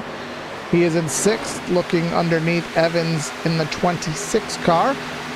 That will fizzle out as we are coming to 2 to go, 4 miles of racing here at Auto Club, and Sebastian's really started to close in. Yeah, almost too little too late. About 1.5 seconds separating the 24 and the 73. Again, said it on the longer portion of these runs. The 24 was faster than Jake Nichols, but it's a little too far, or he's a little too far back to be doing that, as he's still trying to work his way to the 73, but he'll need a yellow to come out in order to have a shot to win. And the odds of a yellow are diminishing because we are only a lap and a half away, and once we get to that white, we will finish the race under green flag conditions. So we're coming through 3 and 4 for the penultimate time, and 2 miles away to solidify our championship 4 lineup. Barney has the flag in hand, and he's waving it. 2 miles to go here at Auto Club. Yeah, one final time for Jake Nichols leading the way at Auto Club. His only win of the season so far has come in a playoff race at Bristol. Kicked it off. It advanced him into the current round that we are in, and looks like he's half a lap away from winning again to advance into the Championship 4. Dominating effort here at Auto Club, building the confidence he's had all season. He's had great runs all season. Maybe he hasn't had the win total, Sebastian Barron, but he's chipping into it here as the season comes to a close. Coming off turn number 4, lock the ticket in, punch it in. He's going to go for a championship next week. Gets a win here at Auto Club. Jake Nichols wins tonight's Auto Club 200, and we're just about 3 wide, bumping and banging here. Van Druppen and Evans, and holy Toledo. Well, had some sparks after the finish, but Other than that, all is calm. Marin, Miller, Skyley Evans, the top 5. Looking to see Opplinger finish 9th, and Jeff Wright actually gained a spot, finished in front of Brad Slaughter. So, it's presumably Jeff Wright will be the 4th and final championship driver. Still waiting on the official point results, but it seems like that's the case. Little complimentary tap there from Jeremy Miller to congratulate Jake on a dominating effort, of which he led 73, matched his car number, 73 out of 100 laps. A dominating effort here as he will do his celebratory moves here. Burning it down here on the Auto Club front straightaway, which is the only part of Auto Club Speedway that still exists here, circa 2025. But while he burns things down, let's go have our post-race show and get today's race wrapped on up. Jake Nichols gets the win with a final margin of 1.5 seconds over Sebastian Marin. Jeremy Miller in 3rd, James Scioli in 4th, Jonathan Evans in 5th, Dan Drugman a solid run in 6th, Batby in 7th, John Furness in 8th, Justin Opplinger in 9th, he will not transfer, and Matt Kemp, he put on a show for us, he finishes in 10th. Steals a top 10 from Garrett Grant, going to come home 11th. Philip Groner in 12th. Anna Sogak, Wright, and Slaughter in the top 15. And then the rest is Daniel Day, Braxton DeWeese, Bryce Senesac, Travis Beckner, and David Weishart. And then just rounding out our results here, Justin Bolton, he was involved in an early wreck, 21st.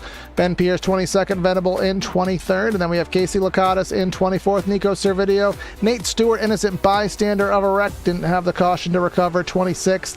Fox, Nichols, Smith, and Mitchell running out our top 30. And then the Lone Ranger, Liam Sheen, didn't start today's race, so he will formally run in 31st. But let's head to Victory Circle for our post-race show, our Victory Fuel post-race show. Of course, you could try your you'd think I would know this by this time of the season. Our caffeine-free flavors, Throttle Punch, Purple Potion, Lucky 11, each can pack with electrolytes charged with vitamins and kid-friendly. 10% off your order with code AREA iRacing at checkout. That is Victory Fuel. And spraying the Victory Fuel with Hunter is Jake Nichols. Well, I'm not sure what direction we're spraying the Victory Fuel in, but nonetheless, it's another solid night for you, Jake. And if I'm correct on this, you'll be going for not only the Cup title, the Truck title, but also the Pro Series title after your dominating performance tonight at Auto Club. Yes, sir. That was fun. I love this track, and I felt like this is one of those weeks that I felt like I was the fastest car all week, and got second, and thankfully tonight it just went green for a while. We got the lead and just paced ourselves pretty much the whole night. I knew after the pit stops there under green that as long as I had a 2-second gap with 20 to go, that I could just run my pace and just bring it home. And thankfully we stayed green, and the biggest momentum you could have, second, and then winning at the end of the week going into the championship week is pretty good. Yeah, so how do you stack that up? I mean, you've got 3 different cars and 3 different titles that you're going after, and it's all at the same track. They all race so differently. How do you handle that task going into next week? Just take it one race at a time. I'm interested to see how it drives. This week was kind of interesting. This is like all 3 series drove similar to each other, like more than usual. So I think that's kind of why my speed was so consistent with being the fastest car, if not the second fastest sometimes, who knows, depending on the run, saving or just going hard. But overall this week it was pretty consistent in regards to what the car was going to do, middle of the run and long runs. So I don't know how it'll be next week. Charlotte's really hit or miss for me. I mean, obviously last season in Cup we went and won by an inch or less, but the other 2 were kind of back and forth. I got second in this car, but Trucks was kind of gripped up and just Daytona-esque, so we didn't quite get the finish we wanted. But I think we'll be able to take what we learned on Monday and apply it a little bit for Tuesday and Thursday. But overall, hopefully we can win at least one of them, Well, he'll have a good shot at doing that. 33% chance we could see the 73 of Jake Nichols win a title the next week. Congrats on the win, and good luck with the task at hand next week. Thank you. That is our Victory Fuel race winner here. In second place will be Sebastian Marin. Won't get the lucky number 7 win here today, but more importantly, it was just kind of a fun night for you. You were already locked in. You were closing in inch by inch on Jake there towards the end, man, but started 29th, finished second. Just ultimately, was it that starting position that kind of did you in for the win tonight? I would say it was probably mostly that last pit stop. I threw away at least like a second and a half, and I lost to Jake by a second and a half. So I would say it was mainly down the pit stop. Obviously starting at the back, just having fun. Got to them, and then I threw away on pit road and just lost so much time. And it was weird how the fall off was. Like I felt like I was still driving pretty much the same, and then all of a sudden it was like a light switch. I started pulling Jeremy and started gaining on Jake. So just overall just mistakes. I think every pit stop I made tonight I slid my box, so I don't know, it was an off night in pit road for me. So hopefully we don't have that for the finale. But still an overall really fun race. I love this track. Just wish the setup was a little bit better than what the iRacing provides us, because it was, I think a school bus would probably turn more than that thing. It was something. Right, setup provided by iRacing. That is a shock nonetheless. But I'll say, first off, you had us both surprised how you even made pit speed limit at the end. So even if you lost time, the fact that you didn't speed was amazing there. But obviously we head to Charlotte for the finale. A little insight. Jake says it's a hit or miss track for him. It's not one that he would guarantee himself success at. Where do you put yourself up at Charlotte? You got Scioli, you got Jeff Wright, you got Jake Nichols. Where do you put yourself as Charlotte being the final track? What's your confidence going into it? I would say pretty good. I would say it's kind of similar to here. It's just a bit tighter radius. It's just going to be really tight, making sure to hit your line right. And I feel like it's everybody will be kind of grouped up for a bit until somebody hits the cliff on tires. Because I think for the most part, everybody here was getting down to the tire warning almost every run, or at least I was. I feel pretty good. Obviously want to be, don't want to be cocky or nothing like that. I expect them to run well.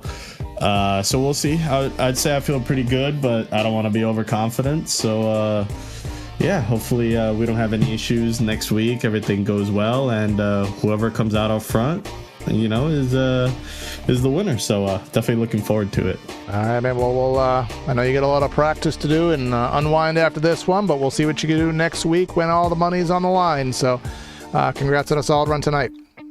Yes, sir. Thank you. Have a good night, guys. Yep.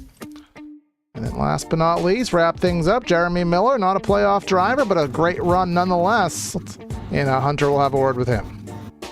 Yeah, best finish of the season for the number 30 and the first top 5 since Daytona back in season 6. Jeremy, talk us through your night, man. You had a solid performance at the RIP Auto Club Speedway. Yeah, I don't like that stat, so we're going to move past that. But just one of my better tracks. Had a great week all week. 9th in Cup, 4th on Tuesday in the trucks, and then 3rd tonight. I think we clearly weren't fast enough to win because long run that just got yarded by Jake because, former Coke driver, future Coke driver won too, so P3 is pretty good behind them. But I think we got some cautions late. We could have had a chance at it. Did a good job managing my right front all night. I seem to be better at doing that at these flatter tracks, which is why I'm able to hold on, run better places like here, Michigan, Indy, and then the flatter short tracks as well. Yeah, you're certainly ending the season on a high note. You've had a top 10 at Nashville a few weeks prior heading into this one. How do you cap off the season as a whole across area in Charlotte next week? A win would be nice, but I think on Monday we're just looking to get as many team points as we can organizationally for 609, and then Tuesday and Thursday we're just hoping our teammates can go win a title, whether it be Jake and Bo, or Seth wins one, James wins one on Thursday. That's all we're really focused on there. Team battle on Tuesdays is really close as well, so we got that a lot going on next week at Charlotte. Number track that I'd say out in the 1.5 mile cookie cutters, it's one of my better ones. I can do a pretty good job painting the blue line there, so hopefully we'll be able to get the car dialed in to where I can paint that, and we'll move forward to there. Solid third place finish for Jeremy Miller. Congrats, Jeremy, and good luck on the rest of the season. Yeah, thank you, Hunter. All right, so that'll wrap up our post-race show here today. And as I brought up on the graphic a little bit earlier while Hunter was speaking to our race winner, this is our confirmed championship 4. It is going to be Jake Nichols, Sebastian Barron, James Scioli, Jeff Wright. Points do not matter. It is the highest position of the finisher at Charlotte that we will have next week. Again, thanks everyone for tuning in here to PTR TV and on Twitch. Like, share, comment, subscribe. We'll be back on Sunday night with our next broadcast, Triple Bypass, and then we'll have a busy championship week with Area next week. That'll be Corey and Hunter signing out of the booth. Have a great night, and we will catch you next time.